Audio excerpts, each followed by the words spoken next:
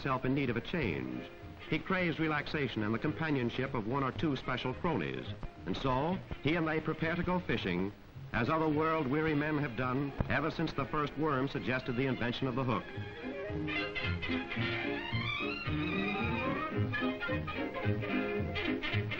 Yes, you don't need any tailor-made bait. Just a mess of old-fashioned homegrown wrigglers loaded into a tin can, and you're ready to start. This is the life. A beautiful day, a brook full of bluegill sunfish, and nothing to do except wait for them to bite.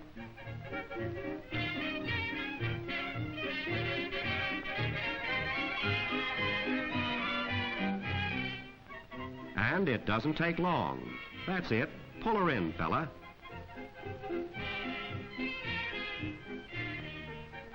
A nice big one. Well, they don't come much bigger than that in this part of the country. Yes, sir, maybe he ought to get it stuffed. It sure is a beauty. Uh-oh, there's another one. At a moment like this, a guy hasn't got a trouble or a care on his mind. And that's the great thing about fishing. It's a tonic, it's medicine. Nature's own, it's just plain fun.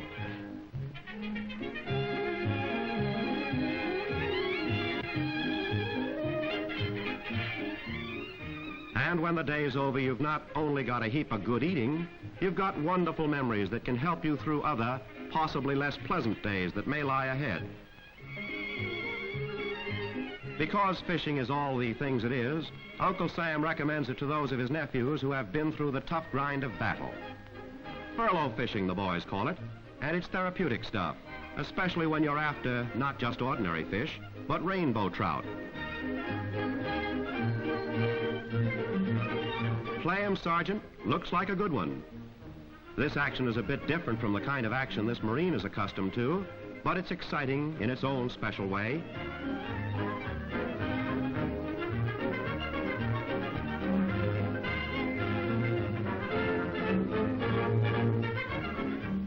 The end of a rainbow, and brother, it's a museum piece.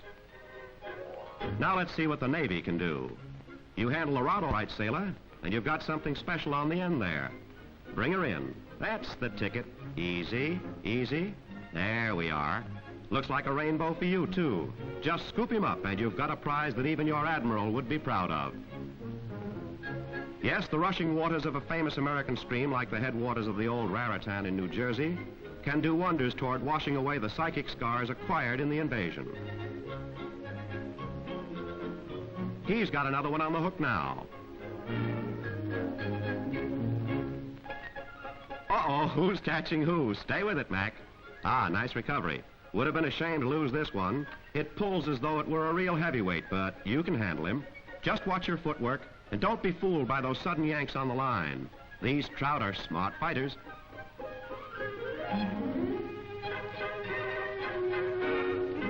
Easy now, you've got him in close. When you bring in one of these babies, you know you've really been through a sporting engagement.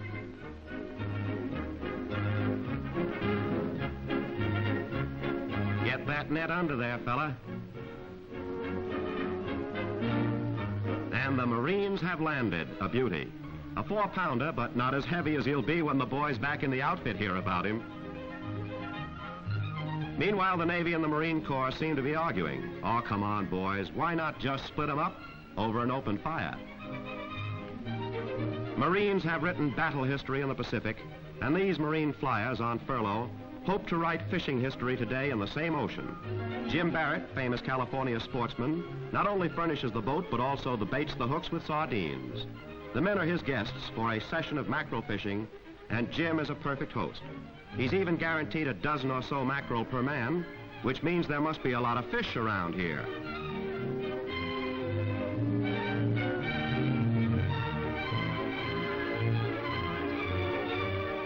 This kind of angling with sardines as bait is a new experience to many of these lads. Some of them have never previously handled any kind of fish, except with a knife and a fork. Yep, it's slippery all right, bud. That's it. Keep after it. Oh, you're all thumbs. Come on, grab it by the handle. Oh, well, it'll probably get tired out eventually.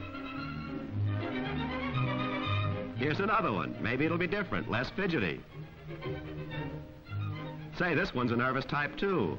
Well, maybe you'd better sneak up on him. Elusive, aren't they?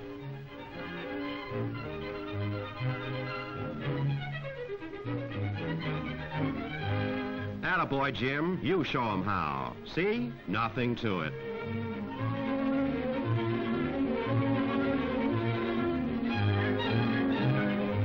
With bait scattered all around the boat and a school of hungry mackerel underneath it, all the men have to do is haul them in, unhook them, and throw the lines overboard again. This is just about the fastest fishing there is.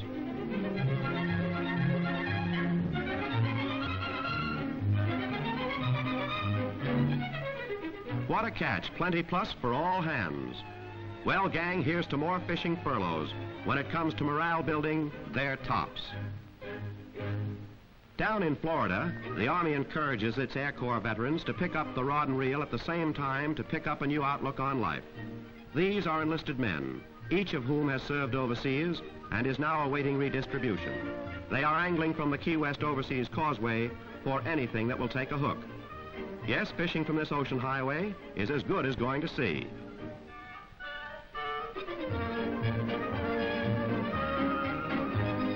When emergencies arise, the Red Cross is always at his side. Thank you, ma'am. Say, the water down here is full of the darndest things. Blowfish, for instance. That's it. Tickle me, pal, and I'll deflate.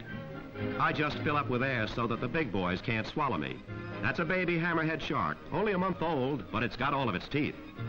Coast Patrol planes overhead are a reminder, just like ordinary furloughs, fishing furloughs too must reach an end.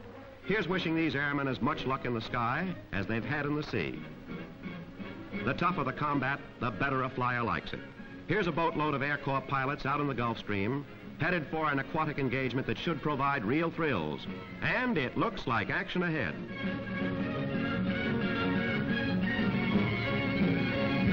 The battle is on. Pump that rod, Captain. You've hooked into lightning. That's a giant blue marlin on the end of that line, and it's going to take plenty of skill and plenty of stamina to bring him in.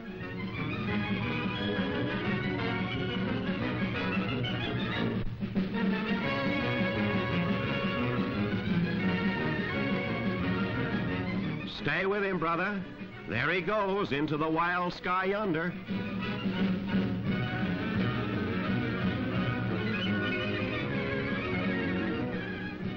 You've got him.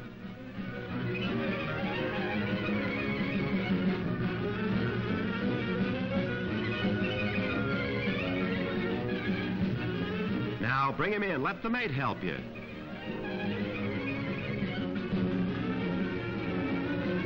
No, sir, you don't catch one like this every day in the week. 500 pounds of marine monster.